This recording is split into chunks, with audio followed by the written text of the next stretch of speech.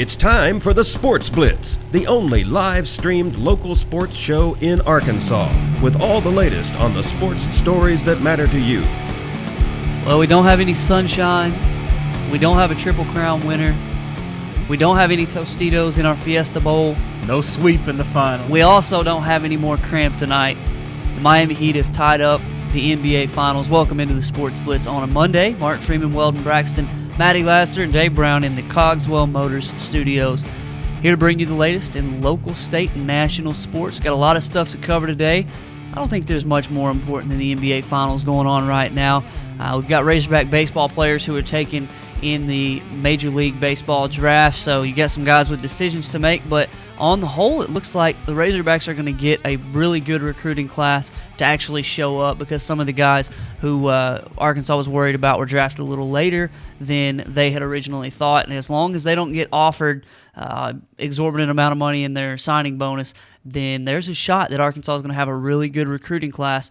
We got a lot of stuff to talk about today. And you know, that's what you look at when you look at a baseball signing class. It's almost like if you were looking at it in football terms, seeing a bunch of 5-stars but hoping the NFL doesn't sign them away from you. But that's not something that Alabama or LSU or anybody has to worry about. They sign a 5-star, they know they're getting them.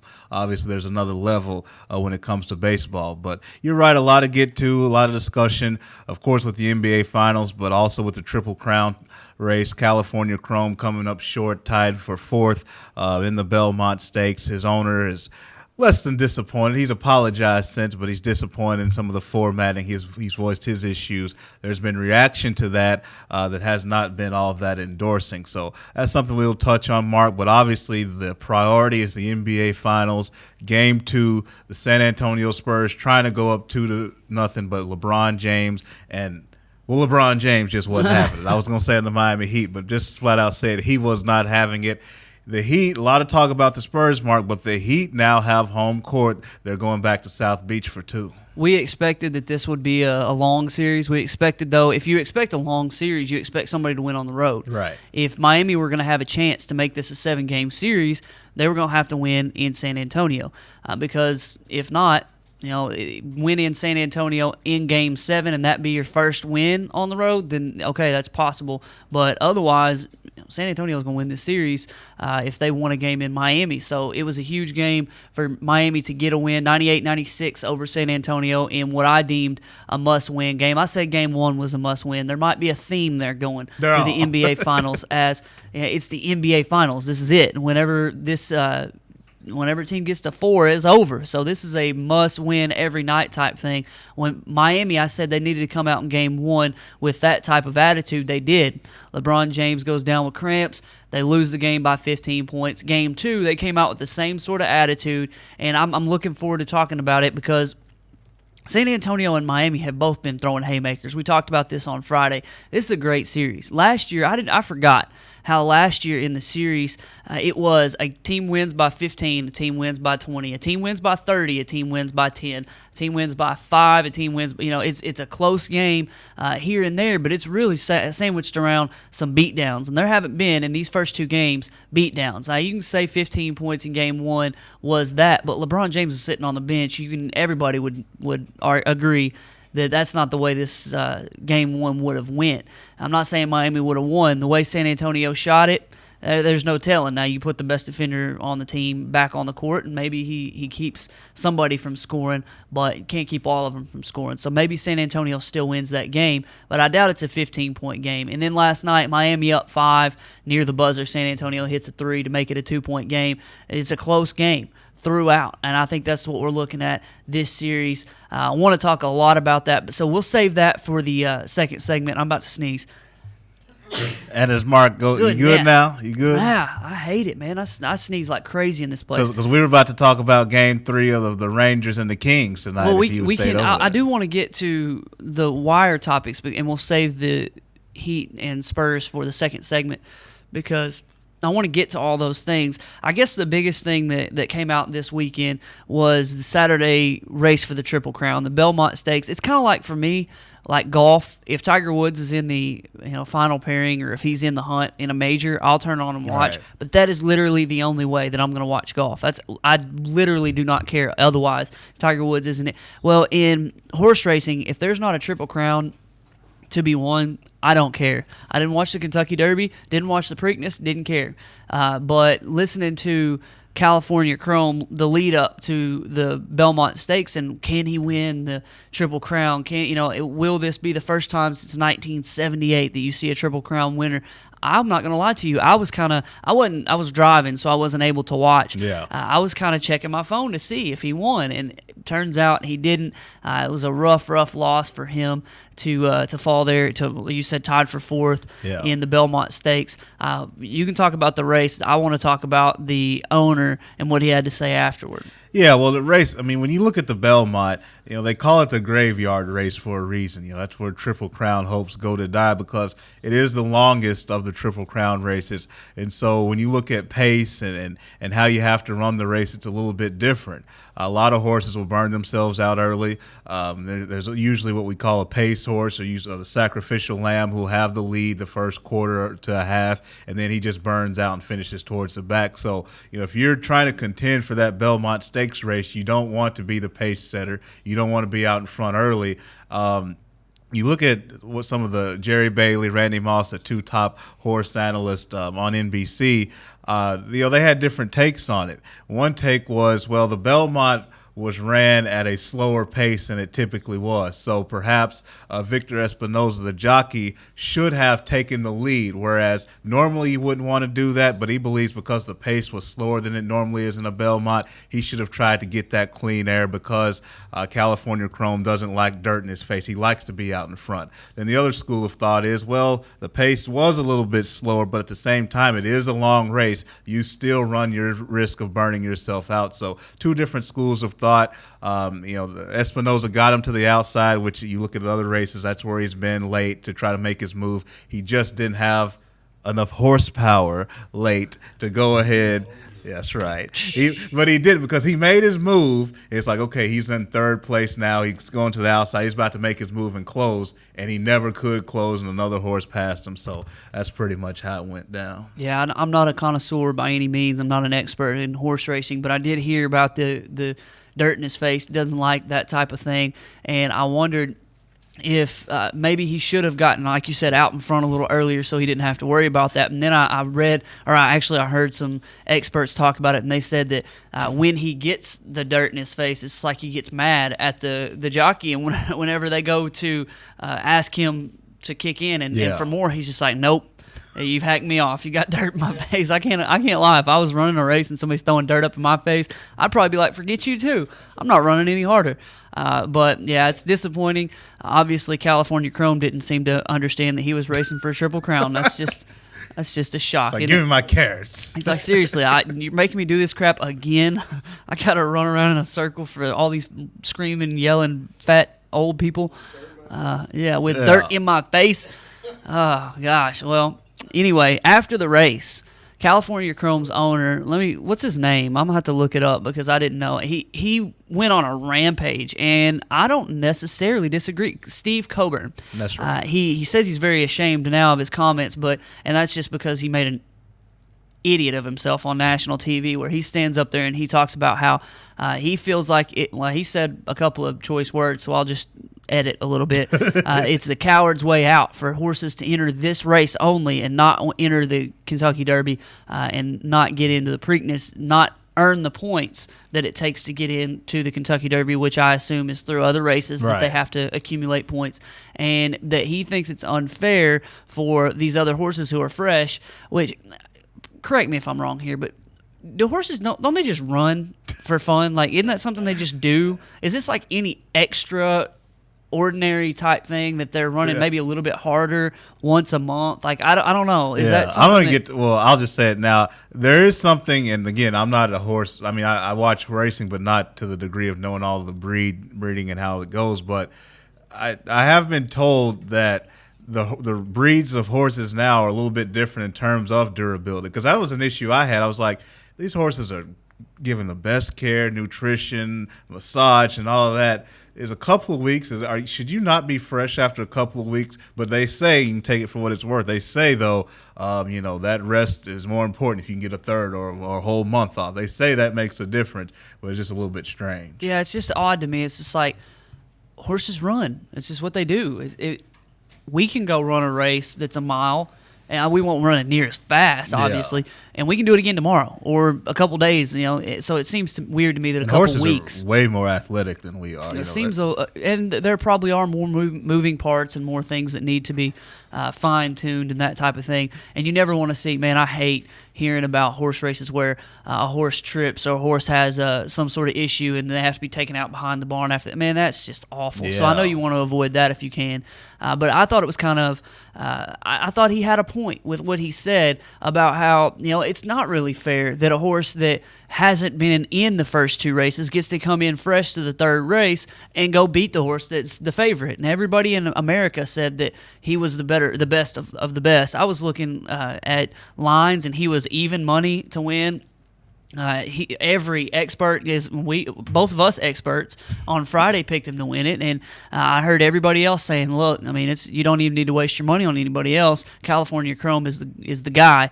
And some of these other horses come in out of nowhere and they win the Triple Crown or win the Belmont Stakes to spoil the Triple Crown. I would have liked to have seen the same horses. I know it's not a perfect world. And what do you do if one of the horses in the Kentucky Derby or the Preakness can't run in the Belmont? Yeah. Do you replace them or do you not? Because otherwise you're going to have a horse that's fresher. Yeah. How do you do that?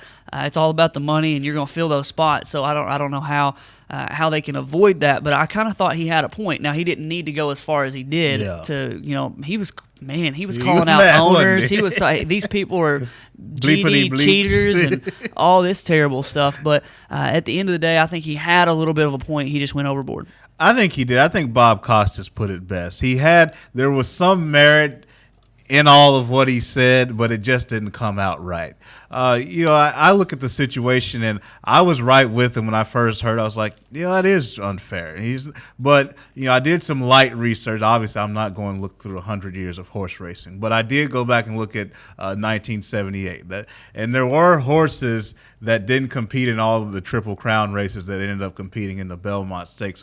So a firm did have to deal with some fresher horses. I'm not sure how far back that goes, but if I understand it correctly, that is a part of the greatness of you flat out being the better horse. The fact that not only are you racing your third race, you're going against fresher horses, but you are such a bad horse in a good way that it doesn't matter. You're going to wax people anyway. From what I understand, that's sort of part of the greatness. And so that's why there was a lot of pushback. But he did go overboard. I agree with that. But I will say this to these people. I mean, people kind of jumped on him too much. I mean, that's just where we are in today's society. Somebody gives an opinion, makes a comment. We don't just disagree with it. We gotta, say he's just disrespectful. He's low class. He's a bum and all that. Again, he went overboard, so I get some criticism. But he's now, act like they're gonna excommunicate him from the horse racing community, whatever. It's not that far. You disagree with his comment. You want to say, he was wrong, whatever. Fine. But we live in an era to where you just gotta go off on people who have a different opinion. And I try not to be that way. I may be guilty of it myself, but I didn't like seeing that. Man, you follow me on Twitter if you want to see somebody who just says stupid things every once in a while. I do. I go look at my Twitter account after I've made a couple tweets just to see how many followers I've lost. It's just like, yeah, somebody didn't like that. And sometimes I don't lose followers. It's kind of crazy. All right, let's move on real quickly. We got to hit a break here in a second. What do you make out of Tostitos leaving out of the Fiesta Bowl? I think in my lifetime it's been the Tostitos Fiesta Bowl. I think they're probably going to benefit for that for the next few years. They're going to have people thinking it's still a Tostitos Fiesta Bowl, but it seems like there have been some some really controversial things done by the Fiesta Bowl itself, Exactly. and Tostitos didn't want to associate with it. And that's what I think it comes down to. They say it's unknown as to why Tostitos pulled out. I think you can point to some of that stuff as maybe a reason why. The college football playoff is changing the landscape of it. Capital One is going to take over the Orange Bowl, so the Orange Bowl is going to have a new sponsor. And so now it'll be interesting to see what that Orlando Bowl. They're still going to have it, but obviously it's going to have a different title now that Capital One's moved to the Orange Bowl. Of course, it was the Citrus Bowl, then the Capital One Citrus Bowl, and then Capital One. So we'll see what that Orlando Bowl does. All right, a couple other things. We talked about Rashad McCants on Friday. He said I was taking some sham classes. I was getting all A's and not going to class at all while I was at North Carolina. Roy Williams just absolutely mortified. He was shocked. I couldn't believe that he would say those things about the university and about me.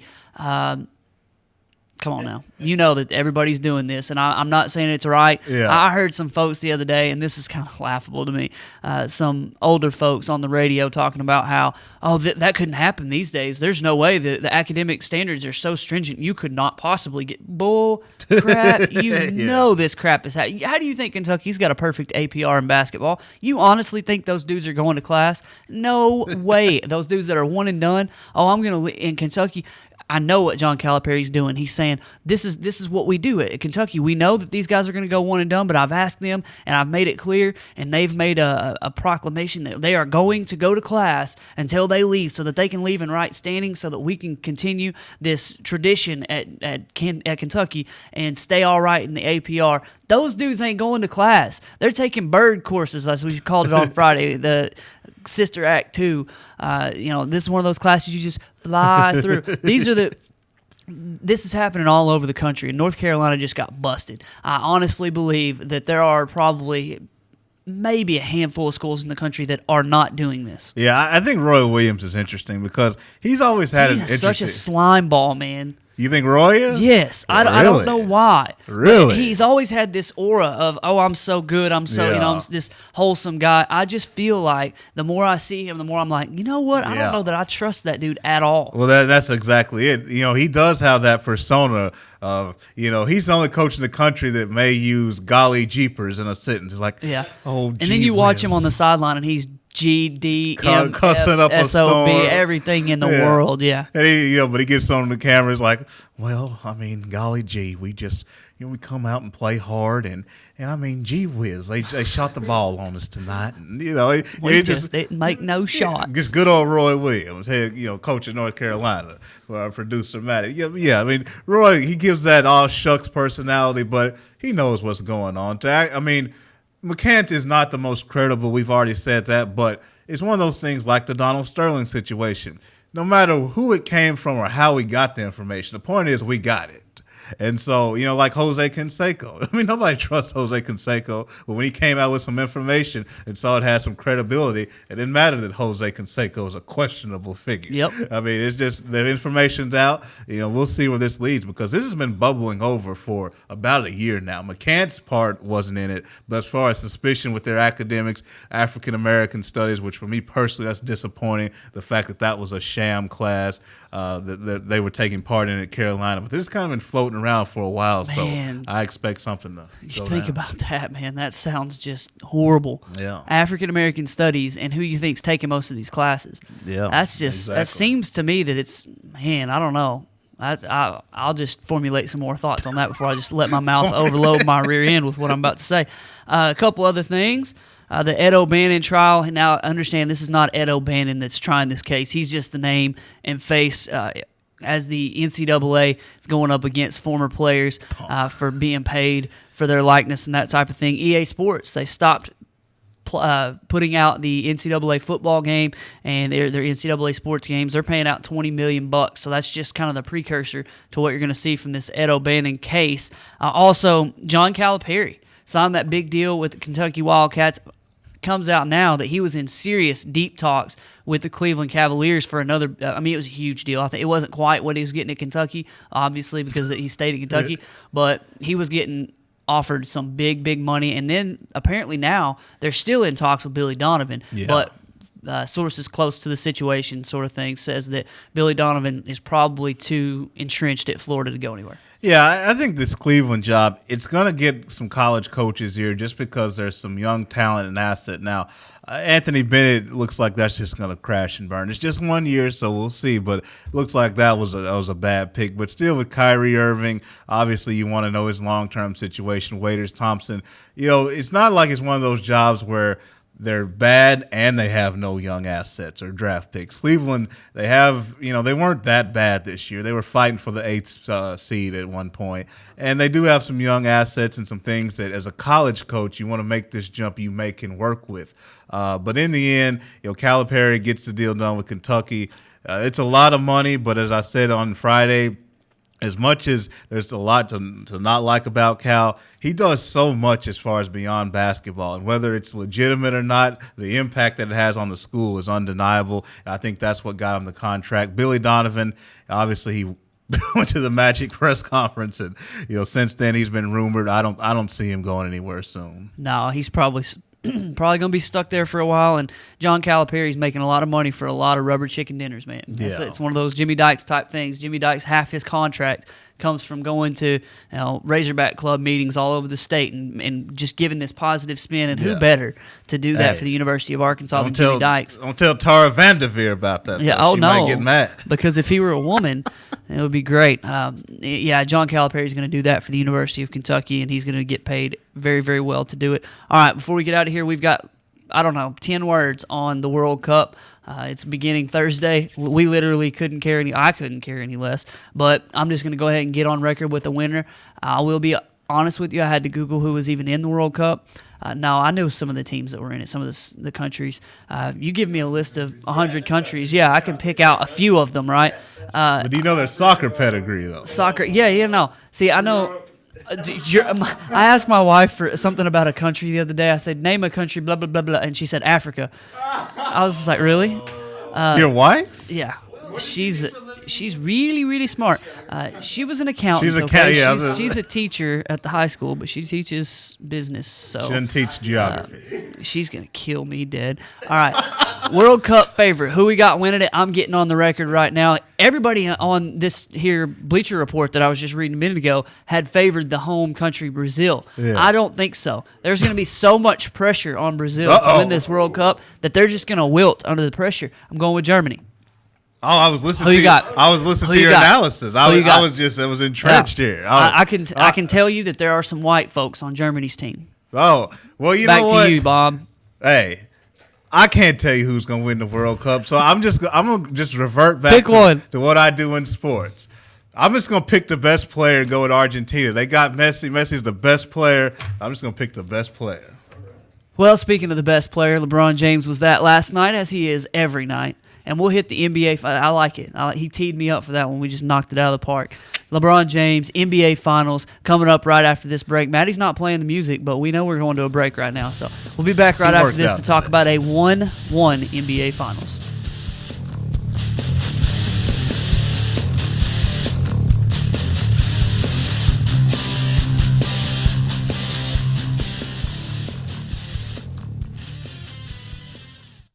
Hi folks, Richard Roberts with Cogswell Motors in Russellville. You know, we've been in business since 1949. A dealership doesn't stay in business that long under the same ownership unless you're doing something right, and that's taking care of customers. We have the largest selection of new Ford, Lincoln, Mazda, and pre-owned vehicles in the River Valley. So if you want the most for your trade, the best interest rate on financing, and the best price on a new or pre-owned automobile, come to Russellville and see us. We're at 1900 East Main, or visit us on the web at cogswellmotors.com. If you didn't count on KARK4 today this morning, here's what you missed. Updated news. Police continue searching for suspects after a home intrusion overnight. Developing stories. There's another piece of presidential history turning up here in Arkansas. And weather and traffic on the force. Friday night, Saturday morning will bring us our next chance of rain. Every 10 minutes. Around the clock. Making your day easier. So rise and shine and count on. Count on. Count on. KARK4 today. RiverValleyLeader.com is the #1 local source for instant news in the River Valley. offering HD video and live streaming along with top-notch coverage of all the news and events around the area. The River Valley Leader is the only place to go for all the information you need. Check out the newest local business featured on the site, as well as police news and coverage from important meetings, along with the personal stories, all at one convenient click. Check out rivervalleyleader.com. Today, there are more than 20 brands of cars being sold in America. So to be noticed, Ford and Cogswell Motors have to go further than anyone thought we could. How does Ford stand out above the crowd? Not just with plug-in vehicles like the new 2013 Ford Fusion Energy that gets a projected 100 miles per gallon equivalent, but also with a line of gas vehicles equipped with the innovative EcoBoost engines combining power and efficiency, plus a full measure of technologically advanced features. We invite you to stop into Cogswell Motors today. We go further than anyone thought we could, so that you can go further too.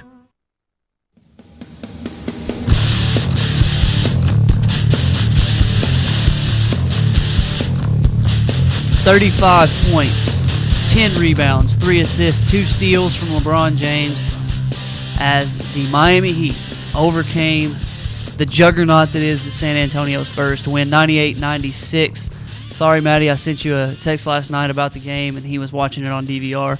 So I had to. He said something about "I hate you," and I was like, "Oh, Tony Parker hits a 3 at the buzzer, the Spurs win." Go check the score.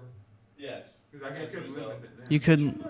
You watched it. I know. I'm saying I had to check it when you sent me that text. Oh. Parker, I was like, well, I was high, and then I fell. I was trying to get you to where you didn't know, and then you go watch the end of the game.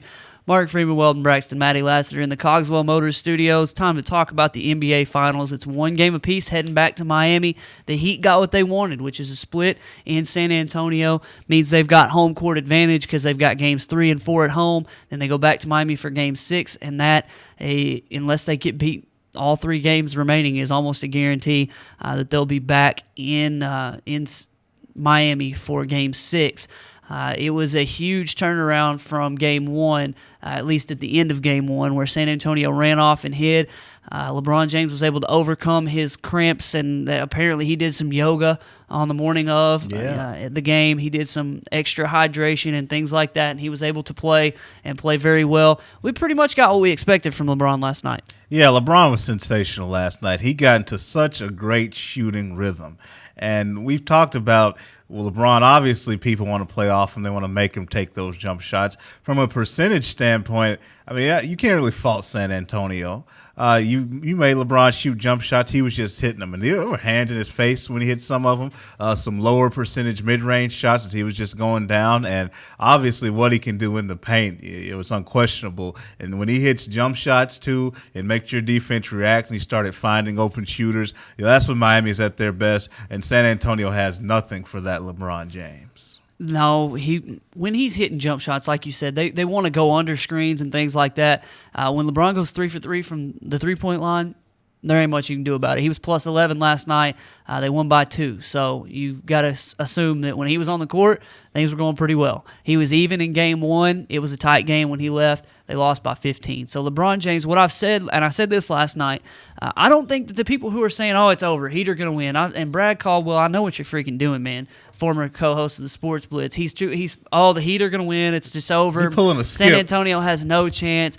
He's, for one, well, I mean, Skip Bayless, he has the legitimate capability of saying Miami could hear this. Yeah. Nobody from Miami is listening to Brad's Facebook and Twitter account. So what he's doing is he's trying to put this, okay, I've given up. And that way, I do this all the time, hedging my picks. And I hate doing it, and I shouldn't do it. But I'll say stuff like, I think the Spurs will win. And then when the Heat win, I'm happy that I was wrong. But if the Spurs would have won, see, I told you so. Who did he pick before? Do you know? I think he picked the Spurs. And so now he's going, Heat are going to win. And now he'll be happy either way because, I was wrong. The Heat lost. But see what I picked in the beginning? The Spurs won. Okay. And he wants the Spurs to win so bad. Well, I think it's so even, it's not even funny. Obviously, Game 1 was an aberration after LeBron went out. The Spurs went on and hit every shot they took, hit 6 threes.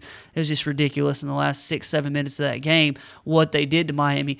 And last night is a 5-point game with a couple seconds left.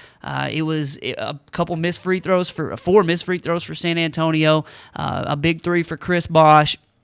a big play from Chris Bosh to get the pass to Dwayne Wade for a layup to get Miami up 5 in the game, and then they held on at the end. I think this series is so close. It's a razor-thin margin for error for Miami. I would go as far as to say that I think San Antonio has a greater margin for error. They can play worse and still have a chance to win than Miami can. But at the end of the day, Miami has LeBron James. It's interesting that you bring that up. And I don't disagree with you, but I look at it from the other side of it. I think everything you said was right as far as margin of error. But I'm gonna look at the other side of it for San Antonio, and here's how. Last night, the game was tied at 43 at halftime. 86-point pace, slow, a lot of fouls, a lot of just broken rhythm. And if the game gets into a grind, I'm asking, who am I taking? And I'm taking Miami in a grind. Just because when it slows down, the passing's not there and the shots and the flow's not there, then that's when you have to go more to ISO ball. So if you have a low post player, you drop it into him. If you have a LeBron, you let him go be LeBron. If you're San Antonio, your best isolation player is Tony Parker. And Tony Parker's a nice player. He's lethal on pick and roll when he gets in the paint and all that. But if you're having an ISO with Tony Parker because everything's kind of stagnant, that's bad news for you. And you saw Miami at the end of the game. And to me, Mark, this is why I don't think San Antonio has a very good chance of beating Miami if games are close. Because when games are close, the analytics and all that favor San Antonio, that goes out the window. Because it doesn't matter what percentage you shoot. It doesn't matter what you shoot out of 100. It matters what you can shoot out of 2. And things like that matter. And so for me, I look at the ability to put LeBron James on Tony Parker. That's an adjustment you wouldn't do throughout a 48-minute game. But the fact that you can do it in a situation, that tells me about your upside. You can't do that unless it's a close game. Miami has things they can do in a tight game. They can't do for the whole game, but they can do in a tight game to really give San Antonio issues. And for me, that's where the Spurs are in some real trouble. See, on the other side of that, I think San Antonio with all the play, we talked about their bench and how they may have the better team, that type of thing. They do have some guys, and I'm just like, Tiago Splitter, not all that great. Danny Green, if he's not shooting threes, he's not all that great. Bonner, Diaw, Patty Mills, Bellinelli, they're guys. They're okay, and they're deeper than Miami. But those guys throughout the course of a game, and like you said, sometimes it gets down to where how many do you make out of 2? How many do you make out of 1? That is very valid. But Miami, it takes so much from a guy like LeBron James. 35 points, they win by 2. He hit all 3 threes he took, and they win by 2. It takes so much from a guy like LeBron to keep Miami right there or above San Antonio that if LeBron isn't playing 100%, if he's not, like you saw it in Game 1, when he's not there, it's just all over but the crying. That's why we've asked today our CrossFit Russellville poll question, who's the second most important player in these NBA Finals? I think I've got sort of an interesting take on it. I'll put it that way. It's a little different, a little out of the ordinary for who I think would be the second most important player. But, watching this series so far, LeBron James, you get what you get from him every night. He, 35 and 10 in the finals, it's just average for him. And I'm not trying to say, he's just so great. He's, but that's what you get from LeBron. It's an average game for him. It's the other guys. Is it Charles? No, it's Shaq who always talks about the others. Yeah, the others. You got to have the others step up and play well. And last night, Rashard Lewis had 14 points. Chris Bosh played another really good game, 18 points from him. Got 9 from Ray Allen, which he's played pretty well. I'm right now to the point where I don't want Ray Allen to retire. I want him to stay there. Shane Battier, DNP, coach's decision. So that's interesting. But then you flip to the other side, and you get 21 from Tony Parker, 18 from Tim Duncan with 15 rebounds. Every time I looked up, Tim Duncan was getting a friggin' rebound and laying one back up, and I'm thinking, he's great. But my God, can somebody not block that dude out? Miami, looking at the stats, Miami won the rebounding margin by 1. They had 13 turnovers. San Antonio only had 11. Game 1, San Antonio had 23 turnovers. They cut their turnovers in half. They still made 12 threes, and they lost the game. So as you and I are talking about, who has the margin for error, both of these teams have played pretty well. Both of Yeah. them have thrown haymakers and shot nearly 50%. Miami 53 yesterday, and San Antonio 44% from the field. But San Antonio 13 threes in game 1, 12 in game 2. This series to me is just razor thin, and when it comes down to it, I've said it 1,000 times. When all things are even, I take the best player. Yeah. That's why I went with LeBron James and the Heat. Not that I would have picked the San Antonio Spurs anyway. Yeah. Look, I'll go back to what I said before. In a tight game, Miami is going to win 80% of the time. I'm sorry, that's just the way it is. They can do too many situational things that the Spurs can do. The Spurs, they play their game first quarter, fourth quarter. They just play. Miami, they may not be as good through most of the game, but in situations, like I said, you put Tony Parker on LeBron on Tony Parker, that's game over. Now, obviously, they can't do it for the whole game, but in a situation when it's close, you can do that. To me, I said this in the pre-show meeting. San Antonio needs 3 more games to win this series. Of those 3 victories, let's hypothetically say they got them. I can't see more than one of those games being close, which means to me, Mark, they're going to have to blow Miami out twice to win this series. I don't see that happening. And I say blowout, I'm not talking about 30, maybe 9 to 11 points. You saying 2 more times? Yeah, I say if they need 3 more, they can win one close. I'll give them one close game. The other 2, they're going to have to beat them handily because in a slowdown or in a game in which it's close and tight, I don't think they can beat Miami consistently. Maybe one more game of closeness. Other than that, I'm taking Miami if it's tight. They're going to have to beat the Heat early. They're going to have to do their damage early in the game and be up by 9-10 points with 3 minutes to go. Otherwise, their chances go down dramatically to me. I like the point, because I do believe that both of these teams, if they're in their wheelhouse, Miami's turning you over. They score 120 points and you score 80. And if San Antonio's in their wheelhouse, they score 120 points and you score 110. They just want to run. And when they're at their best, they're pretty much unstoppable. But like you've said, Miami and San Antonio play 2 different styles of basketball. Miami's okay with the 99-98 type game. They want to grind you out if they can and make this a series where at the end of the game, the best players are going to win. Well, they believe they've got the best player and players in this series when you think about Bosh and Dwayne Wade. Let's hit a break because I want to talk about Dwayne Wade here in a minute. He's kind of been frustrating to me. He had 9 points last night, or I'm sorry, 14 points last night. He only took 9 shots, but he had 7 rebounds and 4 assists as well. 5 turnovers. I'm very disappointed with how well he's handling the ball so far in this series. I want to talk about Dwayne Wade. I want to answer our CrossFit Russellville poll question. We'll look forward to Game 3 in Miami.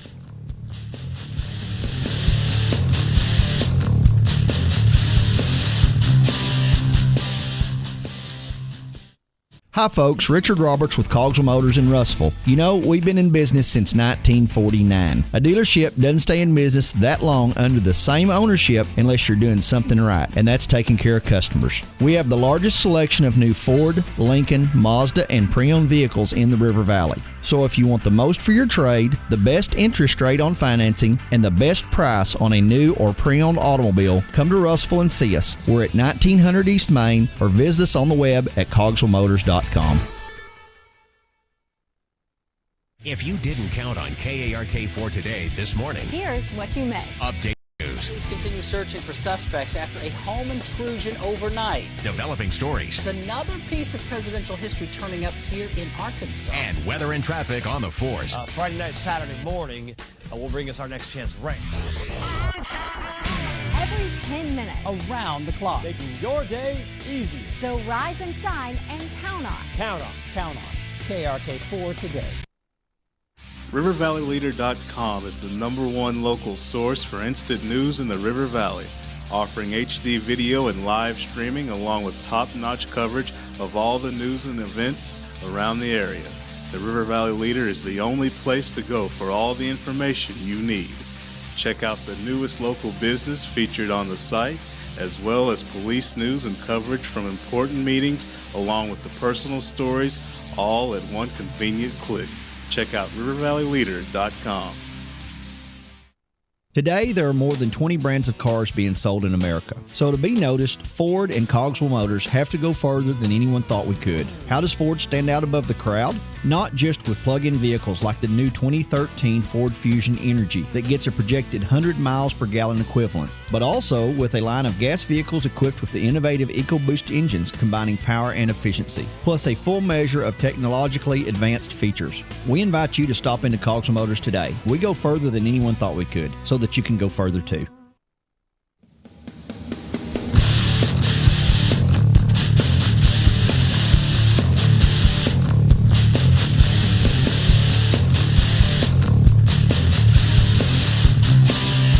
So San Antonio's game plan, game 1 and game 2, make LeBron, make Dwayne Wade, make Chris Bosh, shoot jump shots, keep him out of the paint, keep him out of transition, try not to turn the ball over. It worked much better in game 2 than it did in game 1. And guess what? LeBron goes 14 or 22 from the field, his 3 threes, has 35 points. You keep going under the screen, he keeps popping one from mid-range or 3. And San Antonio just has got to make some adjustments. Miami made some adjustments.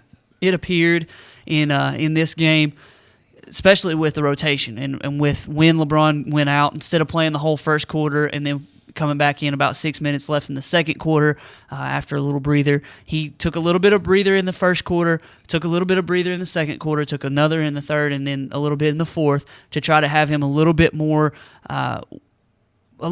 fresh at the end of the game. He played about 38 minutes, and in the finals, he'll average roughly 40 out of 48. So he played a little bit more than 3/4 of the game, and it seemed to work pretty well. Yeah, it really did. I thought Miami, you were talking about adjustments. I thought Spoelstra made a nice adjustment towards the end of the game. The ability to switch on pick and roll. They were trapping the screen earlier, and then they switched it. I thought that was a huge adjustment. And I know we have our caller here, but I want to finish this point. I think for the Spurs, I think a couple of things you'll see. I think you'll see Kawhi Leonard start off again on LeBron James. But the difference is, if it doesn't work, I don't think they go to DL. I think they go to Danny Green. If DL guards LeBron James, he should take that as a slap across his face all night long. I agree with you. I think they actually go to Danny Green because, again, I've said this before, it's similar to Durant, even though LeBron's stronger.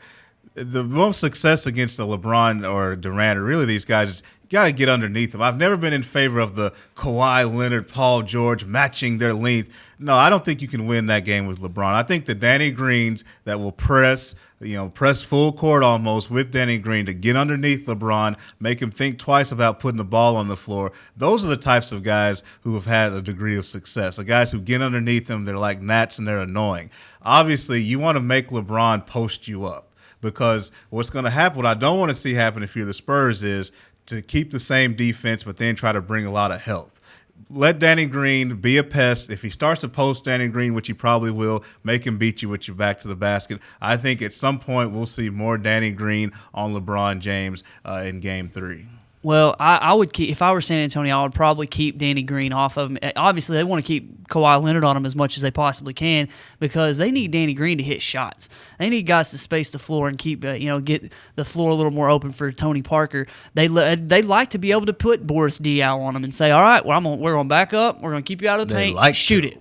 And if he keeps hitting, then what do? Obviously, Kawhi Leonard is the guy who'll have to play better defense on LeBron. But see, Kawhi's not quick enough, though. That's the problem. Like, he's quick, but anytime you're 6'7", you're just not going to be that annoying from a quickness standpoint. They're trying to say, okay, Kawhi, you're 6'7", so you can play off and then contest when he jumps. Yeah. But that's not working, though. Well, no, it's not when he's making shots. Well, that's the thing. That's what I'm saying. They're going to start off with Kawhi Leonard on him, and then if that's not working, if he's making shots, they're going to try the strategy of getting underneath, pestering him. Yeah. Because you saw last year in the finals, Danny Green had more success guarding LeBron James than Kawhi Leonard. That's another slap in the face. I'd sit him on the post and say, go to work, big dog. But you know what? They tried to post LeBron against Danny Green, and it was mixed results at best. Yeah, he didn't post very well last year. And You're so right. I think if you're the Spurs, you can't guard him, obviously. So I think that's the best solution for him if Kawhi Leonard's not getting it done. All right, Brad. Now, before you get into your talk about why you think the Heat are going to win and you think you're going to pull these freaking mind games on me, I just know I'm ahead of your game here. What's up? All right, go ahead, Brad. I always think that I'm up to something. Because I know you. Listen, I'm not. I'm waving the white flag on the NBA Finals. Yeah. Do I hope I'm wrong? Sure. Yeah, I do. I hope I'm dead wrong on this one, but I'm not. The Spurs had 2 games at home. They've only been beaten once in the whole playoffs up to last night. They should be 0-2. Miami, pretty much, with LeBron on the floor, they're a better team than San Antonio, plain and simple. So if LeBron's on the floor, I expect that San Antonio is down 3-1 going back to San Antonio, where they'll probably pick up the game. Then you go back to Miami, Game 6, it's over. I mean, to me, last night the Spurs, it was just very similar to the situation with the Pacers. If they had won Game 2, the series probably could have been different than it was. And it looks like I just don't have faith in San Antonio as much hope as I had in them, as much as I had my fingers crossed that they were going to win. They're not going to.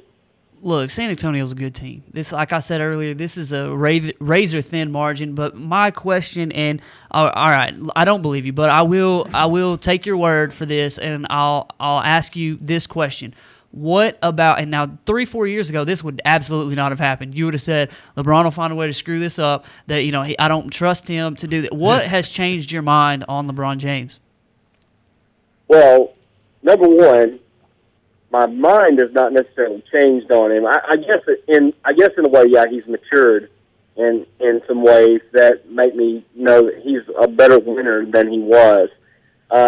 Still, I wonder about some of the things that he does in the fourth quarters of games, and just taking weird shots, and like you said on Facebook or Twitter or whatever it was, no past possessions where he's shooting fadeaway 22-footers and stuff like that. I have always questioned his killer instinct and still do to this day, but when you look at him, he is a freak of nature that can't be stopped. That doesn't mean that, well, he's the best in basketball right now, but my biggest irritation, and I've already told you this, was the fact that we're trying to anoint him the greatest basketball player to ever live when he hasn't earned that right.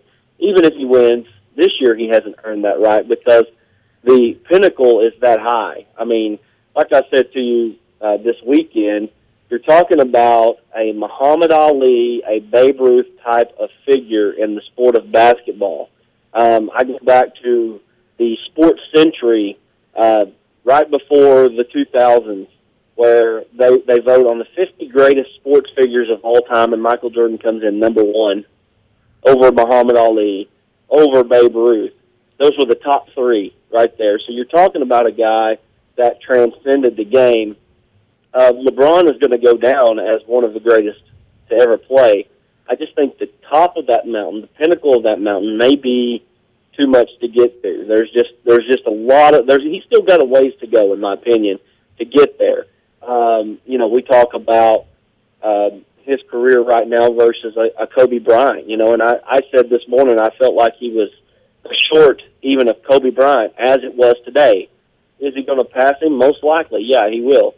But when you compare Jordan and Kobe, I mean, even me as a Kobe fan and one that has said that he looks more like Jordan than anybody that's ever played the game, you're still talking about a guy that would still have a good ways to go to reach the pinnacle. Well, Kobe's just a Michael Jordan wannabe. Anybody, that's why I discount him and throw him out of the conversation, because anybody who wants to look so much like Michael Jordan that they model everything they do in their game after Michael Jordan, they don't count to me. And LeBron being a different player, I think, works to his advantage. I do think, though, Weldon, that too many people, I don't know how many people, maybe a handful of people in the world that I've heard have said LeBron James is better than Michael Jordan, or is even really, he's in the conversation. You've got to say he's in the conversation as far as his career arc goes. Obviously, if he quit right now, he might be below Kobe Bryant as far as his career, because Kobe got those 5 championships, even though 3 of them were handed to him on a Shaq-sized platter. But if you're talking about LeBron James, you've got to talk about future stuff. You can't. Nobody's saying he's better than Michael Jordan. Nobody's even saying that he's on pace to be better than Michael Jordan. The fact is, though, Weldon, he's in the conversation. Okay, look, Colin Cowherd a couple of weeks ago, I don't know if this was an official list or if this was a list that he just made up. Knowing Cowherd, he probably just made it up. But it was the most nauseating debate in the history of sports. A, Kobe and Jordan. B, LeBron and Jordan. And I couldn't agree with him more. But I want to ask you this, Brad, because it's a little bit different spin. A couple of weeks ago, there was talk about LeBron versus Larry Bird. Do you have LeBron ahead of Larry Bird? Oh, and see, that's what we're talking about right there. The reason when you even ask that question, and no offense to the great Larry Bird, because Larry Bird was, just an incredible player. We're talking about Larry Bird versus LeBron. We know for a fact that Jordan was greater. We feel, at least we feel that way. I'm sure that there's somebody out there that says that's not a fact. That Jordan was greater than Larry Bird. No, that's a fact. So just the fact that we're asking this question says, yeah, that he's just not there. Now, is he greater than Larry Bird? Oh, my gosh. I mean, when you look, if you watch game film of these two, you would say there's no possible way that Larry Bird could stay on the court with him, but it was that killer instinct and that will to win that these guys in this past generation had is what sets them apart. If I had to say right now, I'd say probably so. If he loses this NBA Finals, do you say probably so? I don't know. I mean, Larry Bird lost some NBA Finals too, but he also won several as well. So, I think Larry Bird came away with 3 titles in his career, and I think he lost in the Finals 3 times maybe. I think so. Don't quote me on that. I know Magic Johnson also, he won 5, and he lost 3. I would have to say probably so. When you look at the MVPs and you look at the Finals MVPs and all of that combined, you've got to probably give LeBron the slight edge right now. And Mark, you mentioned, or Brad mentioned something interesting, Mark, as far as the Larry Bird, Michael Jordan killer instinct. And for me, that's why LeBron James, they're not welcoming him into that club yet. Because of that, because of the end of the game stuff, the flair for the walk-off, all that stuff, just the will, the grit. I feel like that's why LeBron's not being welcomed in. I'll throw one more thing at you. I think it's a generational thing, too. There's a segment I would put, even though you're older than me, I'd probably put myself in the Michael Jordan guard as far as it's hard to let that go. Like, Michael Jordan was part of my formative years. LeBron is... I mean, he's your age. He's a couple of years older than me, but I look at a guy that's pretty much my age, and it's like he's great, but I can't make myself look up to him the way I did Michael, and that's not fair. I'll be 100% admit that's not fair, but I think that's in people's mind. Part of the thing that I think people mistake is that they take killer instinct. It means you have to score. You have to be the guy who makes that shot. Magic Johnson, man, he did great things. Everybody talks about his first year. He's played center in triple-double in the game 1 of the finals, that type of thing. They think about him scoring. Michael Jordan, LeBron will never live down the fact that Michael Jordan hit game-winning shots. Yeah. Michael Jordan made that shot and pumped that fist and jumped around, and he won series with a jump shot. When LeBron doesn't care if he makes a shot. You look at Indiana, he makes that pass to Chris Bosh. Chris Bosh misses the shot. LeBron's a go. He's just horrible. And then last night, he makes the exact same play, exact same pass. Chris Bosh makes that shot. LeBron James, greatest player on the planet. It's just, to him, he's going to try to make the right play. I think that that's an admirable trait. I'm not saying that I wouldn't like for him to score. Garrett Hill, one of his biggest gripes with him, and he's talking to me about what he and Coach Thurman talked about, is that there are moments when, and Brad referenced it a minute ago, LeBron will go entire quarters, it seems, without trying to score, without going into the basket, and no pass possessions where he's shooting fadeaways, and I hate it. I do. I hate that. I can't say, though, that because he doesn't take the big shot at the end of the game every single time that I'm going to discount him, because at the end of the day, man, he's in his 4 straight finals, won 2 MVPs, 2 finals MVPs, 4 MVPs overall in the regular season. He's done what he's done throughout his career to get to this point. Being the player that he is, the most unselfish and most efficient player in the world, he's doing it a different way than Michael Jordan, Brad. I know that you can appreciate that. I know you're a Michael Jordan fan. I am too. I still think he's the best player in history, and I don't know what I'll just be honest, I don't know what LeBron James can do to pass him for the greatest player of all time. I know in a lot of folks' eyes, it's impossible. Yeah, I mean, again, we're talking about a mountain to climb there. But I think maybe what Weldon pointed out. When I was a kid, especially let's see, 91, 92, and 93. So that would have made me 10, 11, and 12 when the Bulls won their first 3 NBA championships. And when you look at a guy like that, when you're a child, you would say, "Oh my gosh, this guy is the greatest thing ever." Just like kids do with LeBron right now. I mean, if there's a kid that was like me or you, Mark, or Weldon even, where all they did was soak in sports when they're a kid. And I know there are kids out there like that. They're probably looking at LeBron thinking there's nobody that's ever been greater than LeBron. It just can't be. And I'm sure that this argument was probably pretty similar back when Jordan was having his times where he had to battle through the Pistons and all of that, and then he ended up getting over the hump. And I think that there's something to be said about what I just said there, about the battles that Jordan had to get through, the Pistons mainly, the Pistons being the ones that knocked him out of the playoffs 3 straight years and 2 Eastern Conference finals. And then we watched Jordan finally be able to get over to the hump against those Pistons, and then watched his career arc go up from there. And, you have to, when you talk about Michael Jordan and his career arc, you have to ask yourself, what happens if he doesn't retire? And, of course, the murder of his dad had a lot to do with the retirement there those 2 years. But Michael Jordan and the Bulls were at the pinnacle of their game. I mean, are you telling me right now that a Bulls team without Michael Jordan that went to the second round of the NBA playoffs against the Knicks that year, who ended up in the finals, take them to 7 games with a dysfunctional Scottie Pippen who couldn't handle the load of being the superstar on the team? They take them to 7 games. You're not telling me that 94 Bulls team with Jordan would have come back and won the NBA championship? It would have been very hard for me not to say that. And then you look at 95 when he comes back and he's rusty, he doesn't play as consistently as he had as far as his greatness goes.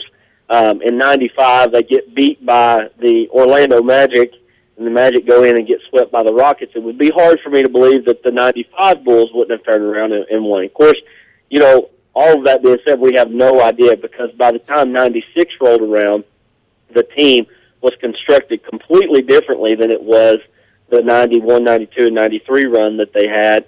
And then that 96 Bulls team was possibly the greatest basketball team ever assembled as far as just win totals and what they did. And, I mean, you look back at that Bulls team that lost 10 games, they lost like 4 games that year by 1 point or 2 or somewhere in there. I mean, very similar, like 5-point losses.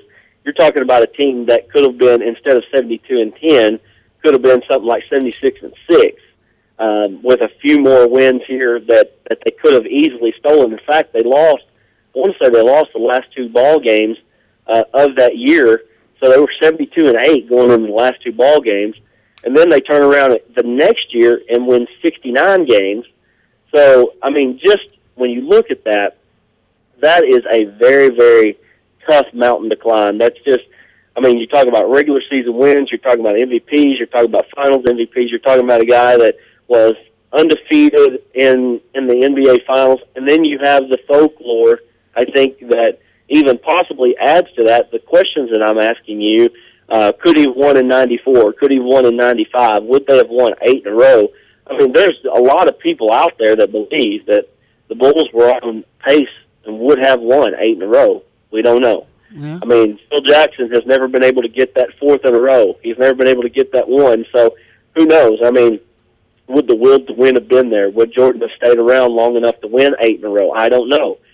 But obviously the murder of his father had just a major impact on the history of the NBA. Now, with that said, because he didn't win 8 in a row, does that mean that LeBron can catch him? I mean, the Heat right now, the way they're constructed, you're looking at them, if they win this year, they're going to be the favorites to win next year if everything stays intact, although I mean, you've got an aging Dwayne Wade. You wonder how long he'll be around, but do they win 4 in a row? Do they win 5 in a row? I mean, when you start talking about that conversation, then you have to start asking yourself, where are we at with this Michael Jordan versus LeBron conversation? But right now, today, that pinnacle is still a high pinnacle to reach. Oh, it's a long ways away. But my biggest point, obviously career arc is going to factor into this world and what LeBron James still has left to do in his career. Maddie just showed me a picture, and I hope he'll post that to share so people can see. It's a comparison to Kobe Bryant by what they've done in this stage of their career. Those two more favorably compare as far as age goes than Michael Jordan, because he went to college, and Kobe and LeBron both came in out of high school. But what he has to do in the rest of his career, obviously he's still got, if he didn't play another game, he's not Michael Jordan. He can't compare. But we're projecting a little bit. What I want to point out is that time's going to change this debate. It has for Michael Jordan. Watching his career. And now we talk about, well, what if he didn't set out those 2 years? And you remember that shot he hit, and remember all these different things that he did. We're 16 years past the last game that Jordan played for the Bulls. 98, he hits that shot on Brian Russell. May or may not have been a push off, but he hits that shot, and now that's the folklore Brad was talking about. 16 years later. Think about where we're going to be once LeBron James' career ends. We were just watching highlights the other day from him, like the early stuff that he was doing. We're going to be seeing these things like we've seen Michael Jordan highlights later on. We're going to have a whole career to look at, and we're going to say, this dude beat, in the finals, he beat Tim Duncan, which is, in my opinion, the best 4 of all time. He beat Kevin Durant, who, if his career keeps going the way it is, and Russell Westbrook, you're talking about a potential all-time great in Kevin Durant. He lost in the finals to Dirk Nowitzki, who is a top 15 scorer of all time. And don't get me started on how a team never missed a shot in the entire friggin' series. But then he has a chance to beat Tim Duncan again. This, to me, we're going to look at LeBron James a lot differently 15, 16 years from now. I don't disagree with that whatsoever. I mean, that's what I said last week. It's different when you're in the moment. And Michael Jordan had to deal with these same issues. The difference for LeBron is there was no Twitter for Michael Jordan, so the criticism was not nearly as amplified as it is now. It wasn't near as direct. You didn't have memes back in the 90s and all these things to where you could just troll people from all different directions. But you ask anybody, or a lot of people, I'll say, who's over the age of 50. They'll slap you if you say Michael's the greatest ever. I hear a lot of Oscar Robertson talk when it comes to Michael Jordan comparisons as far as, who was really the greatest as far as perimeter players. And so I just think that's something that it's tough if you're LeBron. It's tough if you're a LeBron fan. But I think it's kind of part of the game, and it will blow over. I've said this before. You look at Magic Johnson in the '84 finals, tragic Johnson. Imagine if we were tweeting about that as it happened when he threw the ball away to Robert Parrish and missed those free throws. Imagine how Michael Jordan would be some selfish guy that jacked up shots in the '80s. And if we had Twitter and we were tweeting about it. So I think the unfortunate thing for LeBron is it's just part of the times. And I'll say this, and it's another thing I said last week, was Michael Jordan did not show us any vulnerabilities once he took the league over. Michael Jordan he was the best player probably in 87, 88. He probably was the best player individually, but he was the best player and started winning championships in 1991. Never gave it up. And he never gave the league back. He never lost in the finals to Hakeem or to Gary Payton Sonics or Karl Malone. He never lost the finals. He took the league. He let people borrow it for a couple of years, but he never gave the league back. 1999, it's not like Tim Duncan and David Robinson beat old, worn-down Michael Jordan and took the torch away from him in 1999. No, Michael Jordan handed the league over in 1999 and let the Spurs go and play for it to win that title. So, we saw Magic Johnson with his hamstring injuries and Larry Bird with his back injuries, and even Wilt Chamberlain as we got close more in the 70s as he kind of went downhill. Kareem, in '89 or so. We've seen all these greats just look bad and kind of hobble out of the league. Michael Jordan didn't hobble out of the league. We never saw him vulnerable, and to me, that makes his legend greater, maybe more so than him as a player. And Brad, that's why that mountain is so high to climb. Yeah, I mean, I think that's dead on. That's spot on, because you just look at LeBron, and there's still some vulnerabilities. But like I said today, a lot of the chinks in his armor are self-inflicted. And Michael Jordan just had that will to win. That he didn't want to show any weakness. He didn't show much weakness. I mean, yeah, there were different things throughout his career that he had to overcome. You know, when he first came into the league, he was a horrible shooter. He couldn't shoot the ball from the outside, but I mean, he would dunk on you, and he would do that greatly. And and then as time wore on, he became a pretty formidable 3-point shooter, even definitely a deadly 18 to 20-foot shooter. His free throw percentages were great, but man, it just, like you said, when it comes down to the clutch, when it came down to winning time and clutch time, he was just head and shoulders above the rest, and that is what most people that watched his career remember.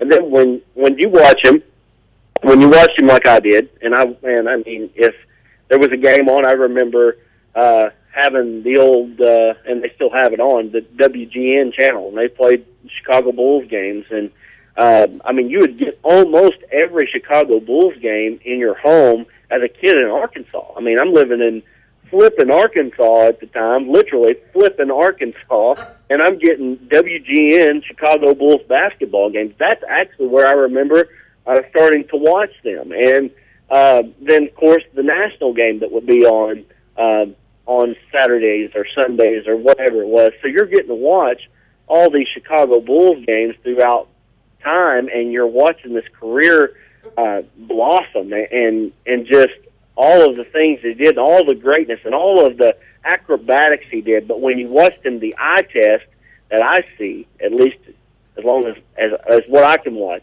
I'm just going straight by the eye test. I would sit here and I would take Michael Jordan every day over LeBron, and it's not meant to be a slight to LeBron. It doesn't have I'm just to be. saying, That's the eye thing. test alone, it's hard for me to say that LeBron's a better player than Jordan, just looking at the game. And that's the point that I want to make. I don't think that they need to be compared right now, and they definitely don't need to be compared, apples to apples. These are two. It's just like saying, all right, Michael Jordan was a much better shooter than Bill Russell. Well, that's not his game. Michael Jordan was a much better, or LeBron was a much better passer than Tim Duncan. Well, the fact is they don't play the same position. So the fact that you're comparing them, apples to apples straight across the board, it doesn't need to be done. So I appreciate all this conversation, but I do think later on we're going to look at LeBron and we're going to see a different conversation. We're going to put him in I think we were talking about this yesterday, the Mount Rushmore. He's going to be on or near that Mount Rushmore, and those four faces are different faces. They're not people who played the same position or who did the same things, because you have to compare them differently, and that's why I think that LeBron's going to be one of the greats of all time. Obviously, he's well on his way to doing that. Brad, thank you for your call. Give us a call back anytime you want to give LeBron some good credit. All right, y'all. Y'all have a good one. All right. That's it.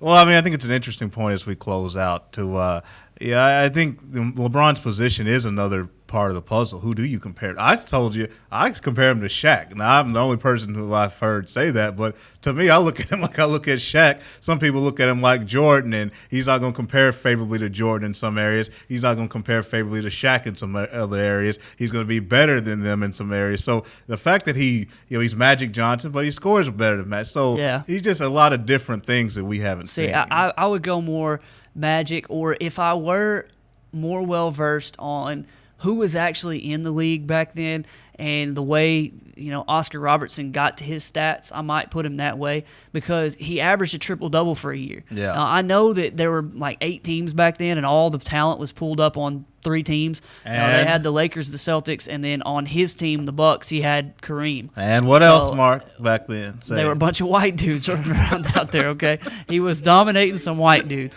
Go Google Oscar Robertson, go to images, and you'll see a picture of him getting a rebound where his feet are straight out from one another, and he's holding the ball down here. And then just look at the court around him. Just look at how many white dudes are standing there like, oh my God, he's got the ball. He's holding the ball down there so high I couldn't get to it if I wanted to.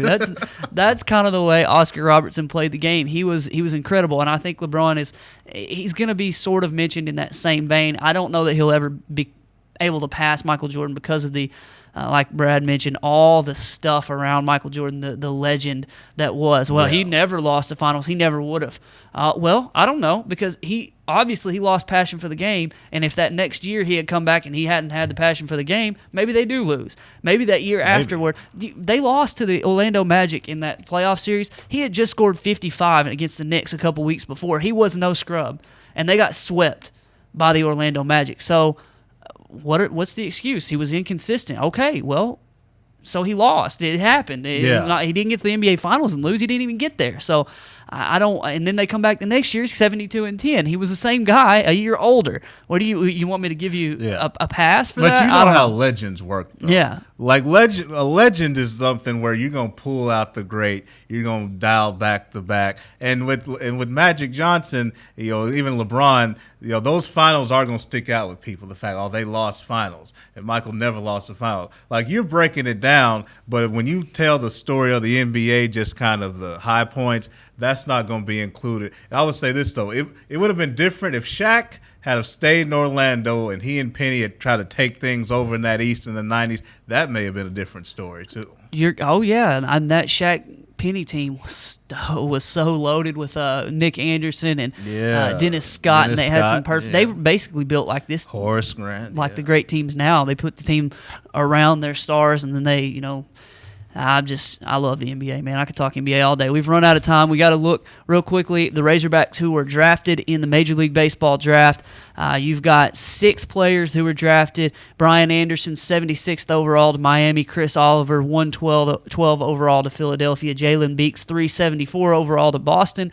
Michael Gunn, 494 also to Boston. And Eric Fisher, 497 overall to Miami. And then rounding out the draft picks, Tyler Spoon, who was selected in the 36th round of the draft by your Oakland A's. The baseball draft, it just gets me every time. Too dang long. I mean, anytime Johnny Manziel's getting drafted, too dang long. I mean, that tells you all you need to know. Anytime Johnny Manziel is getting drafted and he hadn't played since his junior year in high school and he's a first-round NFL pick, you need to reassess some things on your draft. You need to cut off some rounds so dudes just don't draft people so they can get in the headlines, huh?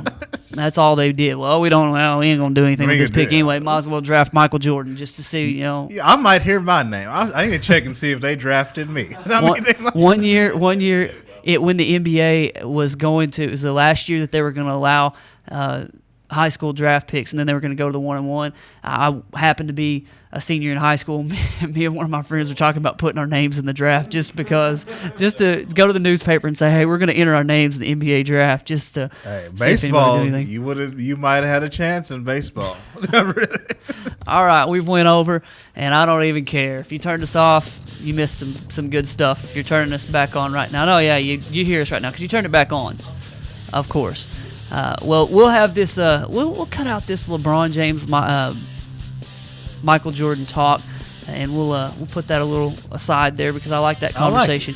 And then obviously we'll do some more talk with the Game 3 coming up on Wednesday. The game is Tuesday at 8:00 in Miami. So the game will have been played by the time we get back on the air. But, Weldon, I'm expecting that Miami is going to come out and play very well. But San Antonio is going to put everything they've got into this game because going down 2-1 and staring down the barrel of 3-1, that's just something that they don't want. I think it'll be down to the wire. I'll give the edge to Miami. I think it's going to be a really great ball game, though. And that Game 4, these even-number games, the Game 4 will be afterwards. Those are the ones I like because somebody's always desperate in those even-number games. Yes, definitely.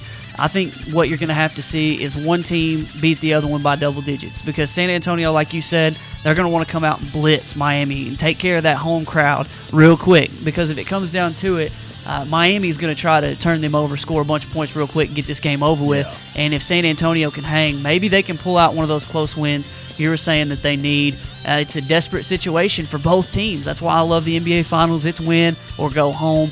You've got four out of 7 times, though, you got to beat LeBron James. I'm not seeing that. I'm hoping it doesn't happen. So we'll be talking on Wednesday about the NBA Finals Game 3. Plenty of other stuff we'll get to. Thank you for suffering through today's episode of the Sports Blitz. For Weldon Braxton, Matty Laster, and even old Dave over here, I'm Mark saying so long. We'll see you at 11 o'clock on Wednesday.